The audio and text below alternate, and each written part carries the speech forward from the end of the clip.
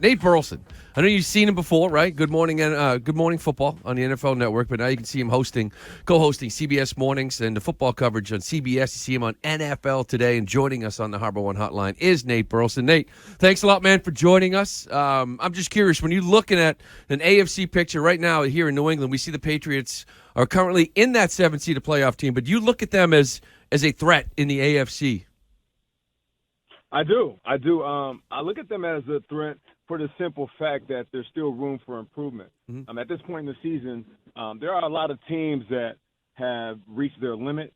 They've hit their ceiling, and they are exactly who they're going to be in the postseason if they were to make it. I still feel like the Patriots, that offense can be a little bit better.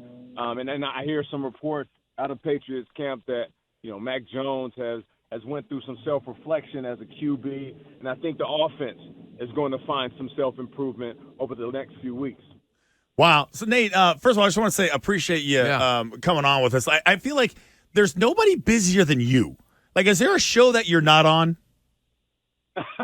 well, I was waiting for you guys to call me so I can do a weekly hit on this show, but, I'm just working, man. I'm blessed. I've been able to transition into another chapter into my life, being a TV personality and now a host of the morning news for CBS has been incredible up until this point. And it's just given the fact that, we know the journey of athletes in general after their professional careers. It's hard to find something else that you fall in love with. So I'm just thankful. While I have the energy, I'm going to continue to put in work no matter how many jobs I have. Yeah, you most definitely do. Now, I know, big topic up here obviously is Mac Jones. You mentioned the whole self-reflection.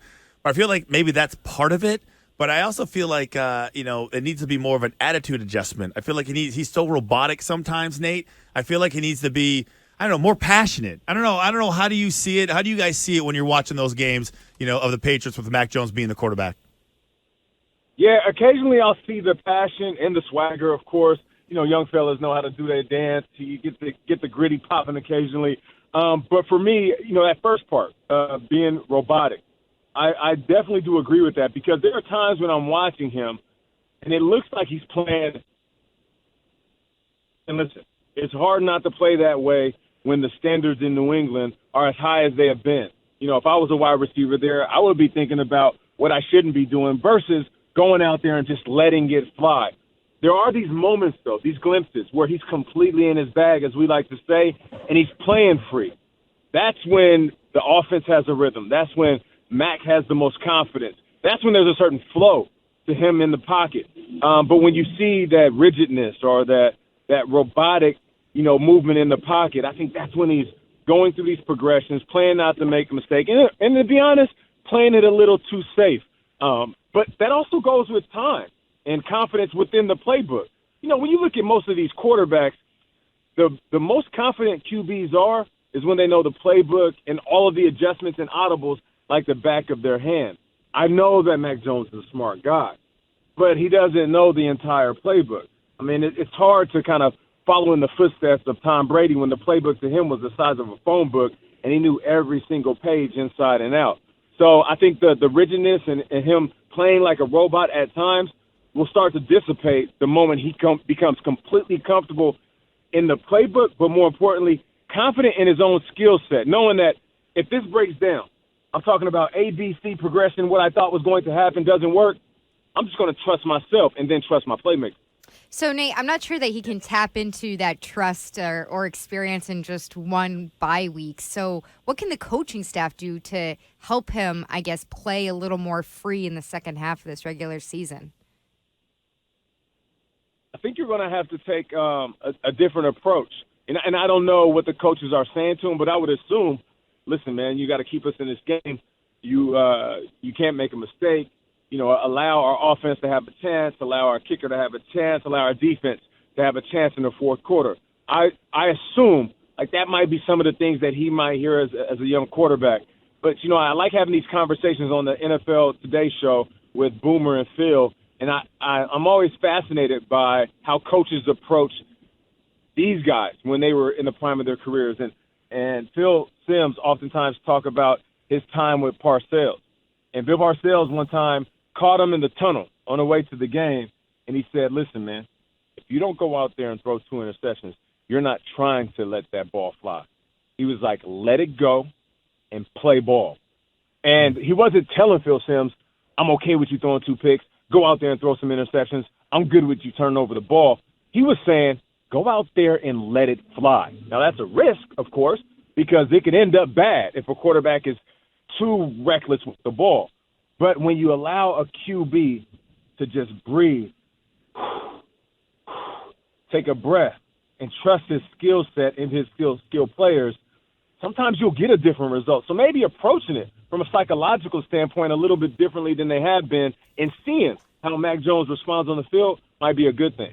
All right, we're talking to Nate Burleson. And, Nate, when you look at the guys he has to throw to, I think it's safe to say you got professional receivers, right? Guys that have been around the league and somewhat proven in this league. No doubt. But when you look at a guy like Tua, look at Tyreek Hill, and we can go all the way back to Josh Allen and Steph Diggs.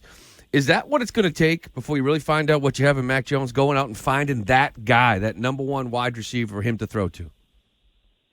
Well, listen, having a high-caliber wide receiver always helps. And I like the way you put it. A lot of people say, oh, they're just Jags, J-A-G, just another guy. I don't really know who these receivers are. Nah, I don't fall for that. You make it to a certain level, show these guys some respect. So I appreciate you saying these guys are professional route runners, and they are receivers in the league. But let's be realistic. If you get a superstar, that's a game changer, literally and figuratively. And you want to talk about gaining confidence as a QB. Listen, Tom Brady was always Tom Brady. But what did he feel like when Randy Moss walked into that locker room? Yeah. Even Tom Brady, who had some damn good wide receivers and guys that were constantly looked over, and I personally was barking on the roof talking about, how good a Wes Welker was or a Julian Edelman. But the moment he had a guy like Randy Moss, it changes things. And it allows Tom at that time to open up his game. Look at what we were saying about Tua last year and then going into this year with a new head coach, newfound confidence, and not to mention a new wide receiver in Tyreek Hill, who is an absolute monster. Tua's out there looking like a world beater.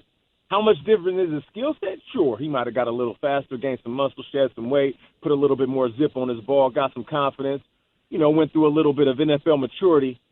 But it's the players around him that improve the overall offense. So, yeah, getting a dominant wide receiver, that's going to help this team and it's going to help your QB. But the question is, how many times have the Patriots made a move like that? They were shaking the dice and hoping that N'Keal Harry was going to be a guy that can blossom into that. But how many times would they go out there and make a move towards a wide receiver that is in his prime, that is going to ask for a chunk of change, but they say, oh, well, hell, let's do it. Yeah, I like the whole shaking the dice with N'Keal Harry. I feel like that's about it. I actually see them doing that. No, snake eyes. All right, so listen, the Jets. The Jets have lost to the Patriots 13 straight times. I mean, and then I think the key to this game, obviously, is Zach Wilson. Last time they played him, 3 interceptions. It was a disaster. What do you think Zach Wilson has in him this week, this Sunday at 1 o'clock on CBS against the Patriots? Yeah, I'm living in Jersey, so let me repeat what I heard out here. This ain't your granddaddy's Jets. So this is the same old team that the Patriots are going to beat up on. I think even since that last loss, they have become a better team. Speaking of a guy that when he does play within the system, play within the scheme and not put his team in a bad position when it comes to turnovers, Zach Wilson, when he plays like that, this team has a great shot of winning because the defense, these guys are ferocious, led by Quinnen Williams and his brother at linebacker, and, of course, those DBs in the back end. This team has it all on every level. So I do feel like if you can get to Zach Wilson and make him run around and retreat, which he did in the very beginning of the season, it was a young guy trying to do too much with his legs and arms. That's when you put this offense in a bind. But if he's comfortable in that pocket and he's stepping up, making plays, and then extending the plays with his feet, it's going to be a tough game for the Patriots. We know how the Patriots come off of a bye. I mean, traditionally, they're more prepared than ever, and they'll come out with their hair on fire. So I would look at the Patriots taking this win. and using that as momentum going into the rest of the season. Nate, it looks like the Patriots are going to have DeVante Parker back for this Jets game, and he was somebody who was they were riding the roller coaster with early in the season in terms of interceptions and this 50-50 ball that they were having Mac Jones throw to him. What do you think of that kind of 50-50 mentality and a receiver like him who, doesn't have the speed but can go up in the air and contend for those catches? Yeah, I love when a QB trusts wide receivers for that 50-50 ball, but the mindset for a wide receiver, we should never call it 50-50. It got to be 100 or nothing. And I know that's not realistic, but for me, when I say 100 or nothing, it's either I come down with this ball or it's going to hit the ground. I mean, I'll rip the face mask off of a DB before I allow him to get that pick. So that's the approach you got to have. But you need a playmaker like that, and we've seen DeVante over the course of his career being able to have that splash play. You just want more consistent plays like that throughout the game. But yeah, that's another key figure in this offense that will allow Mac Jones to go through his progression and say, oh, I got a one-on-one matchup. Let me give my wide receiver a shot and see if Parker can come down with it. All right, he is Nate Burleson. Nate, and I know you're a very busy man, so I bet you would appreciate our guy Christian Fauria over here, who was on 25 straight hours on the radio, who was raising money for American Diabetes Association to fight against diabetes. Just to let you know, in that 25 hours right now, currently he's raised $225,000. So it's quite an achievement. But I want to thank you, obviously, for coming and being part of that. Oh, man, no doubt about it. Listen, last time I stayed up, 25 straight hours, I was listening to Freaks Come Out at Night doing the Snake Charmer in Vegas. So it was one hell of a night. Yes, that's what I'm talking about, Nate. That is fantastic. Hey, man, thanks a lot for joining us. We appreciate it. Thanks, Nate. Of course. Anytime. All right, here it is, Nate Burleson.